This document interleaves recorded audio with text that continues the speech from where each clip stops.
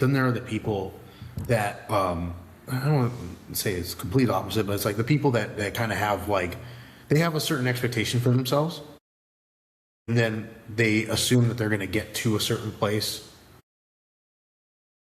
And that's something I've had to have a conversation with one of my clients, is that it's like, hey, I know that this is where you want to be.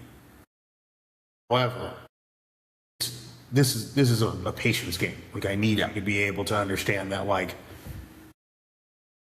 well, okay, but you know, I added an extra set here because I felt like I could push more with this. It said 3 sets, man. Yeah. It's at 3 sets. Don't do extra. Yeah. Don't do more. Do what you got to do, and then go home. Yeah. Go eat. Recover. So how do you manage somebody who's like that, who,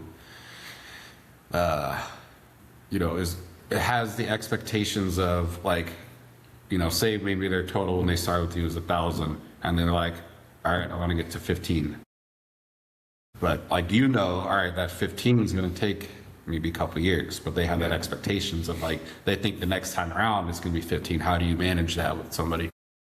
I find what their goals are, but then I also make it known that, like, hey, listen, just so you know, we're going to strive for that 1,500, but it's going to take some time. I need you to trust me and trust the process that we're going to get there. It's going to take some time.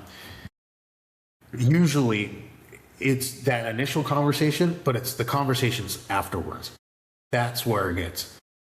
Because more times than not, I've had to tell people, do you know how long it took me to get to a 500-pound bench? No. I didn't just stroll and Wake up one day. I've been like really bench pressing since I was 24, like actually like tracking and trying to push my progress in the bench press and trying to get better at it since I was 24. I'm 34 now. Yeah, so good 10 years. 10 years of like pushing this hard, and they don't tell you also too, hey, by the way, there are going to be times when your bench is really moving, and then there are going to be times when other lifts are not, and then those other lifts will move. So like, take for instance, my last meet, I was slated to hit 535 on bench. I moved with 512, and now my max that I lift at in training right now is 512, and I've definitely hit more than that.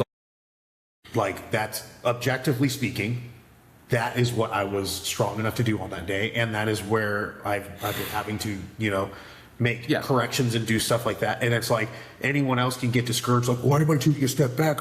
I benched 523. It's like, no, dude, you benched 523 that one time. Yeah. But you're not that same person. It's going to continue. Exactly. The conversation I've had with a lot of people is like, hey, more is not always better. Yeah. Right? Yeah. What do you say?